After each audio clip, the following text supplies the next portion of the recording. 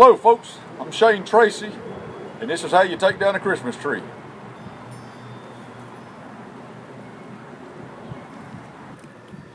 Hey folks, I'm Shane Tracy, and a lot of you guys have been writing me and asking me all kinds of questions, but the most pressing question that I've had lately is, how do you take down a Christmas tree? And so I thought I'd go ahead and do like I do and show you how it's done.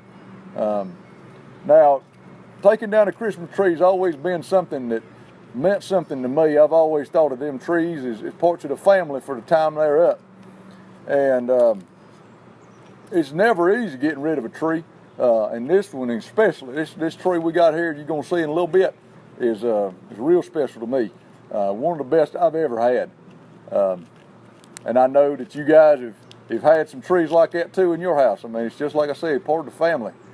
And it's hard getting rid of them, but I tell you, to get rid of a tree like I'm going to show you today, it's the proper way to do it, and it's the best way you can say thank you to something that's brought, I know in my life, so much love and warmth, and really brought us together, and I know it does to you too, and that's why you guys have been asking me these questions, and that's why I make these videos. You know, I always like to give back to y'all, and I tell you every time we do this, how much I appreciate you guys, how valuable you are to me, and I feel like it's important to give back to you. You know, just like I'm doing here, man. I want you to know it ain't easy doing this, but I do appreciate it. All right, so I went ahead and drew up a diagram for y'all so y'all could see kind of where the operations are taking place. And we really got two zones, two regions where you're going to deal with your tree breakdown and then your tree burn. The first phase is your pre-burn phase, and this is also your takedown phase, and that's going to take place in your home or wherever you had the tree set up, like we had it set up in our living room there. And then from there, first thing you're going to do is take it off a stand. Okay, depending on which stand you got, it's going to be different things either way, so that's going to take you different amounts of time. I had a screw stand, so I was able to take mine down pretty quick. From that point, you're going to take it out of the house, out of your home, and then you're going to come this way just like that, and you're going to come down, as I got it on some film there, coming down the stairs, and then you're going to want to transfer it from zone 1 into the intermediate zone down to zone 2. Now your second region or your second zone is going to be your breakdown zone, and this is where also you're going to transfer from your breakdown zone to the burn pad. All right, so right now, where we got the tree currently is right here, almost all the way at the breakdown pad. All right, and it's actually sitting pretty much, you know, where the breakdown is going to take place. We might move around a little bit, but it's generally in the right area. Right, and then from there, after we do our breakdown, we're going to take it, we're going to put it in the burn zone. All right, before we go ahead and get over there to breaking down, I just wanted to show you what equipment I'm working with. And these are some just regular old pruning shears, but I had these 27 years, and these are 28 grade pruning shears. Just picked them up at Sears.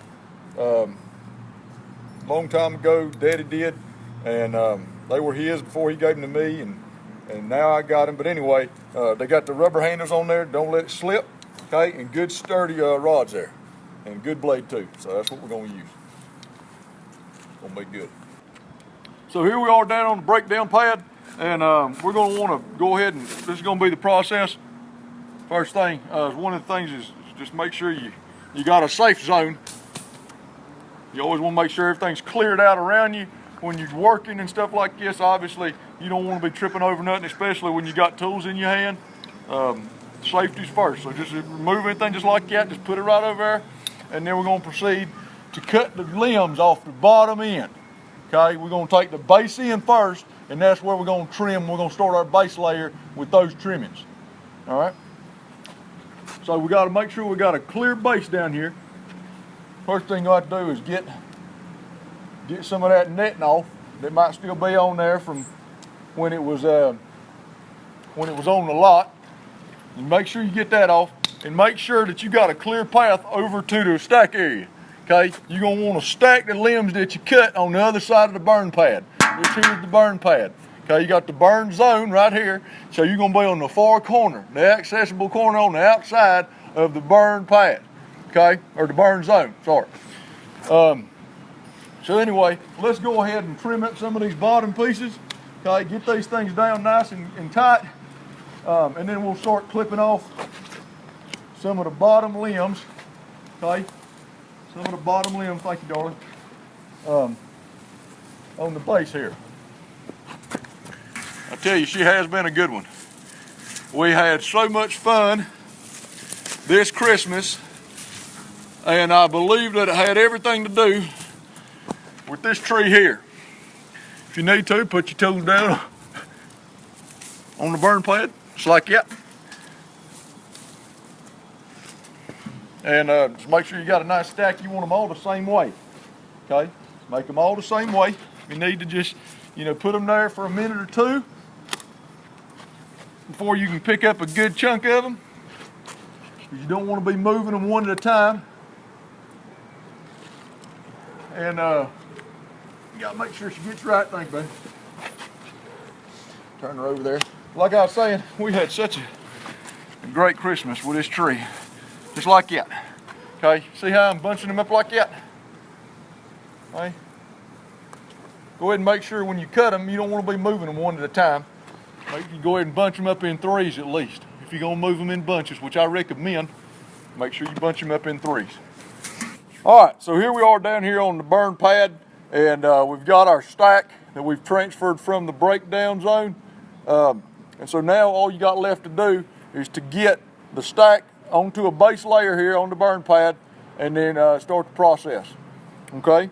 From your breakdown area, you're gonna have some shedding. You're gonna have some pieces here that, have come off while you're clipping down. Just some little pieces like that there. And if you don't get none but some long ones, then you can just break them apart, okay, just like that. And they should split apart just like this right there, okay? But anyway, you're gonna use that like kindling, okay, if you need to, if it ain't dry enough. Now, it just rained a little bit last night. Got this stuff a little bit wet. So we're gonna see if we can get it lit up the right way today for y'all. But make sure you got a little bit of that at hands reach there.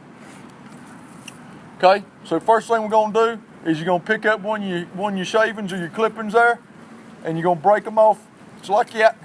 Okay, and you're gonna lay the smaller ones down. Okay, just like that. You're gonna break them on down a little bit just so that it fits in your burn bowl. Okay, which sits up on your burn pad there. All right, I've had this burn bowl for here's that new one. I ain't had this in too long. The other one got lost the other one, but I've had this one for probably 2 months. So anyway, you sit them down there. That one's a little long, okay? And you make sure you lay them all in the same way. There's something to be said, like I've told you before, about getting rid of these trees. They have an energy to them, and just as you can see how the branches all grow in the same direction, that's the branch and the tree reaching out for sun, reaching out for nutrients, reaching out for energy.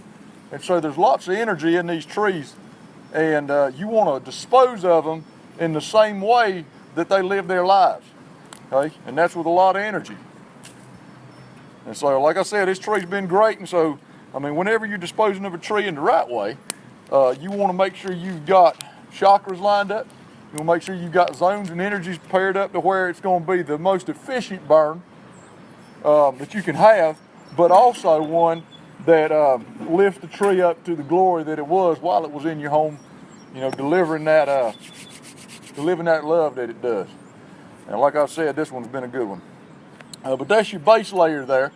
And from here, you want to make sure you get it all spread out nice and even there, still pointing everything in the same direction so that you got the right energy. And, you can build it as big as you want to, all right? You can build it as big as you want to, and you do it in different phases, okay? You can do it in different times, but you don't ever want to leave the burn side, okay? You got to make sure that your burn is being properly extinguished if you're going to do it like that, but I would not recommend, nor would I think it was ethical, to burn your tree any longer than over the span of 2 days.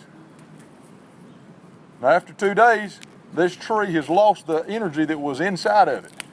Okay? So you're going to make sure that you try to get rid of it and dispose of it, or dispose of it in the proper way within 2 days. So there's a good base layer there, and let's go ahead and get that lit up. Got to find my fire here. All right, that's just got a big lighter right there. That's 97 cents from the 7-Eleven. Right there. That's just your average old Bic right there, okay? But you use whatever you got handy, whatever you feel like is your best flame producer, and you know, you work that on the burn pad, okay? Now I'm just gonna light from the bottom. In order to catch to even flow, you wanna make sure you burn from the bottom. You don't start your flame at the top, okay? If you start your flame at the top, it's gonna burn to the air, okay? And you wanna make sure when you're burning down low, that it's the flames catching up above it, all right? So I'm gonna burn down low, and like I say, I'm gonna try to catch what I can, it being as wet as it has been. You want to make sure you don't get no sap on it. That sap can be sticky. It can be real sticky. But you want to try to get that there. And just like that, you can put that killing on there so it makes catching up good. Okay? There you go. You make sure you get your flame going quick enough to where it ain't going to burn back on you. Okay? You got to be careful, especially if it's dry. Especially if it's dry, it'll blow back on you real quick and it'll catch you up. I've had it catch up on me, and it's burnt my mustache before, and I'm telling you, it ain't pretty. And it don't smell good neither. So you make sure that you're safe, make sure that you're backed away from the pre-burn zone a little bit, and your stack zone is backed up far enough. Now, if you look right now, I'm a little bit close to that, so I want to make sure that I keep my stack far enough. If you've got to take your stack back a little bit over here to the side, even off the burn zone, outside the burn zone a little bit, that's fine. Because depending on how dry this is, it could cause it to go up more. But as you see, the early stage is getting down, and this is when you can start adding more. Okay, and you can throw larger pieces on now, just like that, right? You can get larger pieces, keep making sure that they're in the same energy weight. All right, make sure it stays away from the tree, because these things are dry now, and you got to make sure that you're careful. Okay, this can be a dangerous process, and so safety is always the first thing. As you see, sometimes you've got to move the tree back off the breakdown zone. All right, but you see the basic process here. You just keep throwing them on, and you make sure that it don't zone up too quick. I'll make sure that energy's right. But that's how you keep the flame going. And this is Tracy, and that's how you do it.